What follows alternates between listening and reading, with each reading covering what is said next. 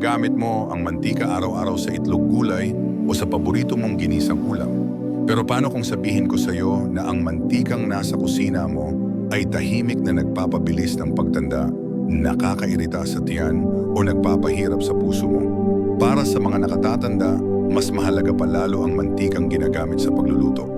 Habang tayo ay tumatanda, bumabagal ang metabolismo natin, nagiging sensitibo ang ating mga ugat at mas hindi na matiisin ang katawan sa mga hindi magandang uri ng taba. Ang mga mantikang naging okay noong 40s mo, maaaring ngayon ay nagdudulot ng pamamaga, pagdagdag ng timbang o biglaang pagtaas ng presyon. Kadalasan inaakala ng karamihan na pare-pareho lang ang lahat ng mantika, lalo na kapag may label na vegetable. Pero hindi ito laging totoo. Kaya ngayon lilinawin natin ang lahat. Pag-uusapan natin ang 5 mantika na dapat mong itapon agad at kung bakit delikado ito lalo na habang tumatanda. Pagkatapos ipapakita rin namin ang 5 mantika na makakatulong sa iyong puso, utak, kaso-kasuan at enerhiya. Malalaman mo kung alin ang mabilis masira sa init, alin ang sanhi ng pamamaga, at alin ang tumutulong sa mas mahusay na pagsipsip ang nutrisyon. Hindi ito pananakot. Katotohanan ito para matulungan kang makapili ng mas ligtas at mas masustansyang mantika sa bahay. Handa ka na bang linisin ang iyong kusina mula sa loob? Tara na. Simulan natin sa mantikang mukhang inosente pero may tinatagong paanganib, vegetable oil. Sa kabila ng pangalan nito, isa ang vegetable oil sa pinakalinlang na produkto sa iyong kusina. Kadalasan ito ay timpla lang ng murang mantika gaya ng soybean, corn, cottonseed o canola at hindi talaga ito mula sa gulay. Mas lalong nakakabahala ang proseso kung paano ito ginagawa. Karamihan sa vegetable oil ay ginagamitan ng chemical na tinatawag na hexane upang mailabas ang mantika mula sa buto sa ilalim ng matinding init. Sa prosesong ito, nawawala ang mga sustansya at nagre-resulta sa isang uri ng mantikang madaling masira. Kapag naluto ito sa kalan, mabilis itong mag-oxidize, ibig sabihin nagkakaroon ng mga compound na nakakairita sa bituka, nagpapasakit sa kasukasuan at nagpapabigat sa puso. Sa mga nakatatanda, mas grabe ang epekto. Hindi na kasing bilis ng dati ang paggaling ng katawan sa pamamaga. Ang araw-araw na paggamit ng ganitong mantika ay unti-unting nagdudulot ng mataas na kolesterol, matigas na ugat, mabagal na panunaw, at minsan malabong pag-iisip. At hindi lang ito sa ginagamit mong pangprito. Ang vegetable oil ay makikita rin sa mga bottled dressings, mayonnaise, margarine at frozen food. Nandoon ito sa mga nutrition at nalilikha ang isang uri ng mantika na madaling masira kahit bago mo pa ito gamitin. At kapag ginamit mo na ito sa init ng kawali, mas mabilis pa itong nasisira. Ang mga mantikang ito ay nagiging oxidized. Ibig sabihin nakikipag-reaction sa hangin at bumubuo ng mga compound na nakakairita sa tiyan, nagpapasakit ng kasukasuan at nagpapahirap sa puso. Maaaring parang maliit na bagay lang ito, pero sa mga nakatatanda seryoso ang epekto. Hindi na kasing bilis ng dati ang paggaling ng ating katawan mula sa pamamaga. Kapag araw-araw mong ginagamit ang ganitong klase ng mantika, unti-unti nitong pinapataas ang iyong cholesterol, pinatitigas ang ugat, at binabawasan ang linaw ng pag-iisip.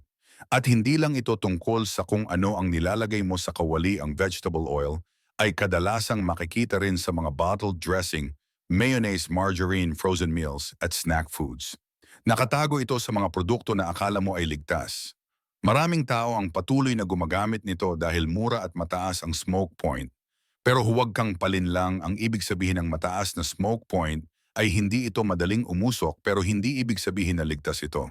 Sa ilalim ng init, ang taba sa loob nito ay nababasag at nagiging masama sa katawan. May mga pag-aaral na nag-uugnay sa matagalang paggamit ng vegetable oil sa panganib ng chronic diseases tulad ng sakit sa puso, insulin resistance at ilang uri ng cancer. Hindi ito haka-haka lamang, ito ay mga resulta mula sa scientific journals na siniseryoso ng mga doktor at nutritionista. Ang magandang balita, kayang bumawi ng katawan mo. Maraming seniors ang nag-ulat na mas magaan ang pakiramdam nila, mas malinaw ang isip at mas gumaan ang galaw ng katawan matapos itigil ang paggamit ng mga processed na mantikang ito. Hindi mo kailangang palitan agad ang lahat, pero kung may isa kang bote na dapat itapon ngayon, ito na yon. Sunod naman, corn oil. Madalas itong gamitin dahil mura at madaling hanapin. Pero ang mantikang ito ay tahimik na nagpapasiklab ng pamamaga sa loob ng katawan. Ang corn oil ay may napakataas na konsentrasyon ng omega-6 fatty acids. At kapag sobrang dami ng omega-6 kumpara sa omega-3, pumapasok ang katawan sa tinatawag na inflammatory overdrive. Sa mga seniors na may arthritis problema sa puso o pananakit ng kasukasuan, lalo nitong pinapalala ang kondisyon. At gaya rin ng vegetable oil, ang corn oil ay pinoproseso sa pamamagitan ng matinding init at chemical tulad ng hexane. Tinatanggal nito ang natural na antioxidants at iniiwan ang mantika na madaling masira. Kapag paulit-ulit itong ginamit na kadalasang ginagawa sa mga tahanan, para makatipid, mas lalong dumadami ang nakalalasong compounds na nalilikha. Hindi mo rin agad mapapansin kung saan ito ginagamit. Madalas itong nasa mga dressing, margarine, baked goods, chips at maging sa mga ready-to-eat meals mula sa tindahan. At madalas hindi malinaw sa label kung corn oil nga ang ginamit, pero kung hindi nakasulat kung anong mantika, malamang corn oil yon. Matidagdag pa karamihan sa corn oil ay puro sa genetically modified corn na powdering may taglay na pesticide residues. Sa panig ng mga seniors, mas ligtas na umiwas kaysa magsisi. Ang solusyon, iwasan ito ng buo. Para sa pagprito, gamitin ang avocado oil. Para sa baking o sautéing, subukan ang extra virgin olive oil or ghee. Mas malinis, mas ligtas, at mas masarap. Sunod natin ang pag-usapan ng canola oil, isang mantikang madalas i-promote bilang heart-healthy pero hindi ito ganun kasimple. Madalas nating makita ang canola oil na may label na mabuti para sa puso. Mababa sa saturated fat, may taglay na omega-3 at ginagamit ng maraming kilalang brand ang pagkain. Pero ito ang hindi sinasabi sa label. Karamihan sa canola oil ay mula sa genetically modified na halaman at dumadaan ito sa matinding proseso, pinapainit, ginagamit ang chemical na solvents at ini-bleach bago pa man ito mapunta sa iyong kawali. O ang canola ay original na galing sa rapeseed at binago para mabawasan ang masamang compounds. Pero kahit ganun, ang sobrang pagproseso ay sumisira sa mga natural na nutrients. Yung omega-3 na ipinagmamalaki nila, nasisira rin agad yan sa init ng pagluluto. Kaya sa totoo lang, hindi mo rin nakukuha ang inaasahang benepisyo. Para sa mga seniors na gustong alagaan ang kanilang puso, delikado ito. Ang mga nasirang mantika ay nagpapasimula ng pamamaga sa loob ng mga ugat at maaaring magdulot ng mataas na presyon, mabagal na daloy ng dugo at dagdag na stress sa puso. Mas masama pa, madalas din itong makita sa mga diet o light na pagkain, frozen meals at baked snacks.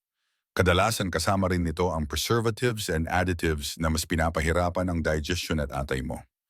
Kung madalas kang makaramdam ng kabag, pagod o problema sa tiyan, posibleng ito ang isa sa mga dahilan. At huwag kang palinlang sa omega-3 claim. Ang klase ng omega-3 sa canola oil ay hindi kasing epektibo ng matatagpuan sa flaxseed o isda. Madaling masira ang fats na ito sa init, kaya halos wala kang nakukuhang proteksyon kapag nagluluto gamit ito. Ang bottom line, mas marami itong marketing kaysa totoong benepisyo. Kung matagal mo na itong ginagamit, huwag kang magpanic. Pero mag-isip ka ng pangmatagalang epekto. Isang simpleng switch papunta sa olive oil, macadamia oil o walnut oil ay maaaring magbawas ng pamamaga at magbigay ng tunay na suporta sa katawan mo habang tumatanda. Ngayon naman, soybean oil, tahimik pero mapaminsala. Ang soybean oil ang pinakamaraming ginagamit na mantika sa Western diet pero bihirang pag-usapan. Hindi mo ito laging binibili ng direkta pero malamang nasa loob na ito ng maraming pagkain sa bahay mo. Flip mo lang ang likod ng kahit anong bote ng dressing, sarsa chips or snack at makikita mo ito. At tulad ng corn oil, ang soybean oil ay napakataas din sa omega-6. Sa kaunting dami, okay ito. Okay? Pero kapag sobrang dami, sinisira nito ang balanse sa katawan at nauuwi sa systemic inflammation. Ito ang uri ng pamamaga na nagdudulot ng sakit sa kasukasuan, Alzheimer's at iba pang kondisyon na konektado sa pagtanda. Karamihan sa soybean oil ay mula rin sa genetically modified na soybeans. Pinoproseso ito gamit ang solvents, ini-bleach at dinideodorize bago i-bottle. Ang resulta, isang mantikang halos hindi nakilala ng katawan mo. Hindi ito gumagana gaya ng natural na taba at kapag palagi mo itong nakakain, sinisira nito ang balanse ng hormones, digestion at utak mo. May mga pag-aaral sa hayop na nag-uugnay sa soybean oil sa insulin resistance, metabolic issues at cognitive decline. Habang kulang pa ang data sa tao, sapat na ito para mag-ingat lalo na kung may diabetes ka o nagsisimula ka ng makaranas ng memory lapses. Hindi sapat na huwag mo na lang itong bilhin. Kailangan mo ring basahin ang labels, piliin ang mga whole foods at tangkilikin ang mga brand na malinaw kung anong mantika ang gamit nila. And isang matalinong tip, kapag kumakain sa labas, itanong kung anong mantika ang ginagamit nila. Kadalasan soybean oil o blends ang gamit dahil mura. Kung maaari humiling na gumamit ng olive oil o sabihing wag na lang magdagdag ng mantika. Ang mga restaurant na nagmamalasakit sa kalidad ng sangkap ay hindi mapipikon and ang katawan mo ay magpapasalamat. At ngayon, cottonseed oil ang mantikang hindi mo iniisip pero malamang ay nasa plato mo. Ang cottonseed oil ay hindi madalas gamitin sa kusina pero ito ay laganap sa mga processed na pagkain, snack foods at fast food chains. Ang nakakagulat, hindi ito galing sa food crop. Ang cotton ay itinanim para sa tela, hindi pagkain. Ibig sabihin, ang mga cotton plants ay tinatratong may pesticides at chemical na hindi pinapayagan sa mga pananim na pagkain. Pero kahit ganon, ang langis mula sa cotton seeds ay napupunta sa mga crackers, cookies, chips, and frozen meals. At bakit ito mapanganib? Una, napakataas nito sa polyunsaturated fats, mga uri ng taba na madaling masira kapag niluto o pinainit. Kapag nangyari ito, nabubuo ang mga compounds na may kinalaman sa pamamaga, stress sa atay at pinsala sa mga cells. Para sa mga seniors, mas ramdam ang epekto. Mas mahirap na para sa atay ang mag-detoxify ng oxidized fats. Mas reaktibo ang mga ugat sa pamamaga. At mas mabagal ang immune system sa paglilinis ng pinsala. Ang resulta, mas madalas ang pananakit ng kaso-kasuan, mas mabagal ang paghilom ng katawan, at mas mataas na tsansa ng chronic illness. Kahit hindi mo diretsyong binibili ang cottonseed oil, malamang ay nakokonsumo mo ito sa mga processed snacks or takeout food. Minsan nakalista ito bilang vegetable oil blend, kaya kailangan ng tiyaga sa pagbabasa ng mga label. Dahil mura at halos walang lasa, ginagamit ito ng mga food manufacturer ng sobra-sobra. Kaya ang tanging paraan para makaiwas dito ay ang magluto ng mas madalas sa bahay gamit ang mga mantikang kilala mo at pumili ng minimally processed snacks o mga organic brands na gumagamit ng mas malinis na alternatibo tulad ng sunflower olive o avocado oil. Kung gusto mong protektahan ang kalusugan mo, huwag lang iwasan ang cottonseed oil, ikwento mo rin ito sa iba. Maraming seniors pa rin ang naniniwalang kapag vegetable oil, automatic healthy ito. Pero kung kabilang dito ang cottonseed, malaking panganib ito. Simulan mo sa simpleng hakbang, basahin ang mga label kahit doon sa mga produktong matagal mo nang pinagkakatiwalaan. Ang kaalaman ang unang hakbang sa pagbabago. At ito ang hakbang na pwedeng magpalakas sa iyo para sa pangmatagalang kalusugan. Ang cotton ay maginhawa sa iyong mga damit pero wala itong lugar sa pinggan mo. Iwasan ang cottonseed oil at bigyan ang katawan mo ng mas malinis, mas marangal na uri ng enerhiya na tunay na mapapakinabangan. Ngayon alam mo na ang mga mantikang dapat iwasan. Panahon naman para alamin ang mga dapat tangkilikin, ang 5 mantika na tunay na kakampi mo sa kusina bilang isang senior. Masarap, masustansya at pangmatagalan ang benepisyo. Simulan natin sa paboritong ginintuang mantika na naging bahagi ng kulturang Mediterranean sa loob ng libu-libong taon, extra virgin olive oil. Kung may isang mantika na dapat mong laging meron sa bahay, ito na yon. Ang extra virgin olive oil or EVO ay isang haligi ng Mediterranean diet at isa ito sa pinakamaraming pag-aaral tungkol sa benepisyo sa puso, utak at kaso-kasuan. Bakit ito epektibo? Dahil mayaman ito sa monounsaturated fats, taba na nagpapababa ng LDL, masamang cholesterol, at nagpapataas ng HDL, mabuting cholesterol. Pero bukod pa dyan, puno rin ito ng polyphenols, natural na plant compounds, na lumalaban sa pamamaga at gumaganap bilang antioxidants sa loob ng katawan. Para sa mga seniors na may iniinda sa kaso-kasuan, mataas na presyon o bumabagal na memorya, napakalaking tulong nito. Ipipinapakita ng mga pag-aaral na ang regular na paggamit ng extra virgin olive oil ay konektado sa mas magandang function ng utak, mas mababang panganib ng stroke at mas positibong mood sa mga nakatatanda. At hindi tulad ng mga pinong mantika, ang tunay na EVO ay hindi ginagamitan ng chemical o matinding init. Ito ay cold-pressed kaya nananatili ang lasa at nutrisyon. Marami ang naniniwala na hindi ito dapat gamitin sa init, pero sa katotohanan kaya nitong hawakan ang katamtamang init para sa sautéing at roasting. Hindi ito agad-agad nagiging delikado kapag naluto lalo na kung hindi ka gumagamit ng sobrang taas na apoy. Ang susi piliin ang tamang klase. Hanapin ang label na extra virgin bote na kulay madilim ang salamin at may petsa ng pag-aani o expiration. Itago ito sa malamig at madilim na lugar, huwag sa tabi ng kalan. At huwag magpalinlang sa light olive oil, karaniwan ito ay pinuna at halos walang benepisyo. Gamitin ito araw-araw, ibudbod sa tinapay, ihalo sa salad, ihalo sa kanin o ipangsawsaw. Hindi ito mabigat sa tiyan pero nagbibigay ng malalim na lasa.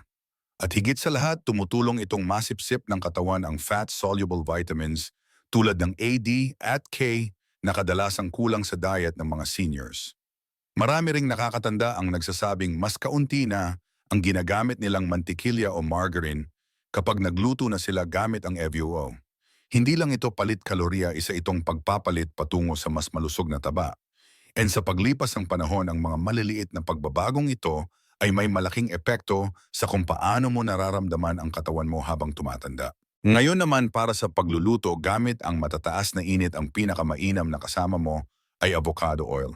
Kung mahilig kang mag-sear, magprito, mag-ihaw o mag-roast sa mataas na temperatura, ang avocado oil ang pinakamatibay mong kakampi. May smoke point ito na nasa halos 500 degrees Fahrenheit, isa sa pinakamataas sa lahat ng mantika. Ibig sabihin, hindi ito madaling masira kahit sa init ng kawali o oven. Pero hindi lang ito tungkol sa init. Ang avocado oil ay mayaman din sa monounsaturated fats katulad ng nasa olive oil. Bukod pa dyan, may taglay din itong lutein, isang antioxidant na sumusuporta sa kalusugan ng mga mata, isang bagay na lalong mahalaga habang tayo'y tumatanda. Hindi tulad ng ibang mantika, ang avocado oil ay nananatiling masustansya kahit matapos maluto. Ang lasa nito ay banayad, bahagyang buttery at hindi nangingibabaw, kaya bagay ito sa halos lahat ng putahe. Pwede mo itong gamitin sa stir-fry, pang-marinate, pang-ihaw, pang-roast o maging sa pag-bake ng mas malusog na mga tinapay o pastry.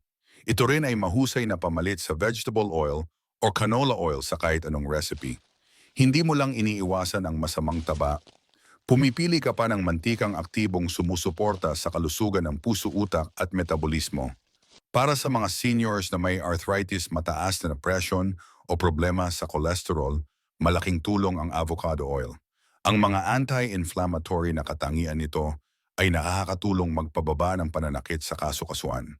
Ang healthy fats nito ay nakakatulong din sa pag-stabilize ng blood sugar at nakakatulong sa pakiramdam ng kabusugan na maaaring magpigil sa sobrang pagkain at biglaang pagbaba ng enerhiya. Kapag bibili ka ng avocado oil, hanapin ang cold-pressed at unrefined sa label. Dapat ay nasa madilim na bote at may makulay na berdeng kulay, senyales na puno ito ng chlorophyll at antioxidants. Itago ito sa malamig, madilim na lugar at ubusin sa loob ng ilang buwan matapos buksan para sa pinakamainam na lasa at benepisyo. At kung gusto mo ng mantikang halos walang lasa para sa pag-bake o pagprito ng itlog, swak na swak ang avocado oil. Sapat din ito bilang base para sa mga homemade na salad dressing dip o marinade. Kapag naging regular mo na itong gamit, mapapansin mo ang mga banayad pero makapangyarihang epekto. Mas malinis ang lasa ng pagkain mo, mas presko ang amoy ng kusina mo, at mas magaan ang pakiramdam ng katawan mo. Yan ang lakas ng isang mantikang tunay na sumusuporta sa iyo sa bawat kain. Ngayon naman, isang mantika na para talaga sa utak, walnut oil. Kung ang kalusugan ng utak ay isa sa mga prioridad mo, at dapat lang naman walnut oil ang dapat idagdag sa kusina. Ang hindi kilalang mantikang ito ay punong-puno ng plant-based omega-3, particular ang alpha-linolenic acid ALA na tumutulong magpanatili ng memorya, mood at mental clarity habang tumatanda. Ngunit hindi ito pang prito. Ang walnut oil ay maselan, hindi ito para sa pagluluto sa init. Mas epektibo ito kapag ginamit sa mga cold dishes o pagkatapos lutuin ang pagkain. Halimbawa, maaari mo itong ihalo sa salad dressing, ibudbod sa roasted vegetables o ihalo sa nilutong grains tulad ng kanin o lentils bago ihain. Mayaman at medyo nutty ang lasa nito, nagdadagdag ng lalim at karangyaan sa simpleng putahe. At hindi lang utak ang tinutulungan nito. Gaya ng olive at avocado oil, sumusuporta rin ito sa kalusugan ng puso sa pamamagitan ng pagpapababa ng kolesterol at pagpapalambot ng mga ugat, dalawang mahalagang aspeto ng kalusugan sa pagtanda. Kapag bibili ka ng walnut oil, siguraduhin cold-pressed at unrefined ito. Dapat nakalagay sa dark glass bottle at itinatago sa refrigerator pagkatapos buksan. Dahil maselan ito, pinakamahusay itong gamitin sa loob ng ilang buwan para mapanatili ang lasa at nutrisyon. May ilang seniors na nag-aalalang baka mabigat sa tiyan ang mga nut oils. Pero ang walnut oil ay banayad, magaan at madaling tunawin. Ligtas din ito para sa karamihan ng may mild nut sensitivities, pero kung may malalang allergy ka, kumonsulta muna sa doktor bago subukan. Madali lang itong gamitin, ipamalit mo lang ito sa olive oil sa mga recipe na hindi kailangan ng init, tulad ng vinaigrette o dip. Ang nutty na aroma nito ay bagay sa balsamic vinegar, Dijon mustard, o kahit konting lemon juice. Isang kutsarang dagdag lang, kaya nitong gawing brain food ang isang simpleng plato. Ngayon naman, para sa mga gustong may malinamnam na lasa gaya ng butter, pero mas magaan sa tiyan, subukan ang ghee. Ang ghee ay clarified butter, pinainit na mantikilya na inalisan ng milk solids at tubig. Ang natira ay purong taba ng mantikilya, halos walang lactose at casein, kaya mas madaling tanggapin ng tiyan. Para sa mga seniors na may dairy intolerance o madalas kabagan, ito ang solusyon. Hindi lang ito masarap, matibay din ito. Ang smoke point nito ay nasa 480 degrees Fahrenheit, kaya swak ito sa matataas na init ng pagluluto. Hindi ito agad nasisira gaya ng ibang mantika kahit sa matagal na pagprito o sautéing. Pero higit pa diyan, ang ghee ay may butyrate, isang short-chain fatty acid na tumutulong sa kalusugan ng colon, nagpapababa ng pamamaga sa bituka at nagpapalusog sa lining ng digestive tract. Para sa mga seniors na may IBS, bloating o problema sa pagdumi, malaking ginhawa ito. May taglay din itong fat-soluble vitamins gaya ng ADEE at K2. Lahat ito ay mahalaga sa kalusugan ng immune system, buto at mata, ngunit kadalasang kulang sa diet ng nakatatanda. Dahil nasa anyong taba ang ghee, mas mahusay itong nasisipsip ng katawan. At ang lasa malalim, mainit, medyo nutty, masarap ipahid sa tinapay, ihalo sa kanin, igisa sa gulay o isama sa itlog. Masarap na masustansya pa. Hanapin ang organic grass-fed ghee. Pwede mo itong itago sa cabinet o sa ref kung gusto mo ng mas matigas na texture. Natural itong, stable, hindi kailangang i-refrigerate agad at hindi agad nasisira. Para sa seniors na gustong gawing mas simple ang kanilang pagluluto ng hindi isinusuko ang lasa o nutrition, ang ghee ay isang gintong oportunidad. At panghuli, ipakilala natin ang macadamia oil, ang mantikang banayad, pero may nakakagulat na lakas. Hindi ito kasing kilala ng olive or avocado oil, pero unti-unti na itong kinikilala bilang lihim na sandata sa kusina ng mga seniors. Bakit? Dahil napakayaman nito sa monounsaturated fats, higit sa 80%. Mas mataas pa kaysa sa olive oil. Ang ganitong uri ng taba ay hindi madaling masira, kaya ligtas itong gamitin sa init ng pagluluto. Mayroon din itong palmitoleic acid, isang bihirang taba na konektado sa mas magandang metabolismo at tulong sa pag-ayos ng balat. Para sa mga seniors na may problema sa cholesterol, blood sugar, o dry skin, malaking puntos ito. May smoke point ito na nasa 410 degrees Fahrenheit, kaya mahusay ito sa sautéing, baking at light frying. Hindi ito agad nasisira, kaya mas mababa ang panganib ng masamang compounds kapag niluluto. Dagdag pa, ang lasa nito ay sobrang banayad, bahagyang nutty at makinis. Perfect ito sa mga putahe na ayaw mong ma-overpower ang lasa. Gamitin ito sa salad dressing, stir-fry o maging sa baked goods tulad ng muffins. Ang kaunting drizzle sa nilutong gulay o kanin ay nagbibigay ng mas malalim na lasa, parang maliit na luxury na may kasamang benepisyo sa katawan. Kapag bibili ka, hanapin ang cold-pressed macadamia oil na nasa dark glass bottle. Itago ito sa malamig at madilim na lugar at ubusin sa loob ng ilang buwan mula nang buksan. Oo, maaaring mas mahal ito kaysa sa karaniwang mantika, pero tandaan, konti lang ang kailangan mo at sulit ang benepisyo. Ang macadamia oil ay balanseng mantika, masarap, matatag sa init at tumutulong sa kalusugan. Isa itong simpleng upgrade na maaaring magdulot ng tunay na pagbabago sa araw-araw mong pagkain. Ngayon alam mo na ang buong katotohanan. Alin ang dapat itapon at alin ang dapat ipalit. Para sa mga seniors, hindi na biro ang mantikang ginagamit mo. Ang maling mantika ay tahimik na nagpapalala ng pamamaga, nagpapahirap sa panunaw at nagpapataas ng panganib sa chronic illness. Pero ang tamang mantika, kasangga ito ng katawan mo. Tinutulungan kang gumalaw ng mas magaan mag-isip ng mas malinaw at mabuhay ng mas masigla araw-araw. At ang maganda rito, hindi mo kailangang baguhin ang buong kusina mo. Simulan mo lang sa isang bote, isang palit. Iwasan ang lumang vegetable or corn oil, palitan ng avocado oil or olive oil. Magdagdag ng ghee o walnut oil. Dahan-dahan pero tuloy-tuloy magbabago ang katawan mo.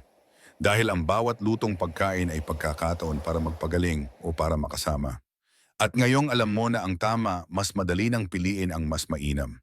Kaya simulan mo na, suriin ang iyong pantry, basahin ang mga label, palitan ang isang lumang mantika ng mas maayos. Hindi mo kailangang madaliin pero siguraduhing tuloy-tuloy. Sa paglipas ng mga linggo at buwan, mararamdaman mo ang epekto. At huwag mong itago sa iyo lang. Ibabahagi mo ito sa kaibigan o kapamilya. Tulungan silang pumili rin ng mas ligtas na mantika. Dahil karapat-dapat kang maging mas malakas, mas magaan, at mas buhay bawat araw.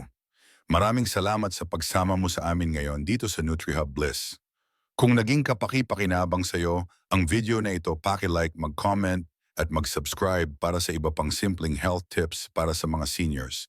Kita-kits sa susunod na video. Hanggang sa muli, magluto ng may malasakit at kumpiyansa.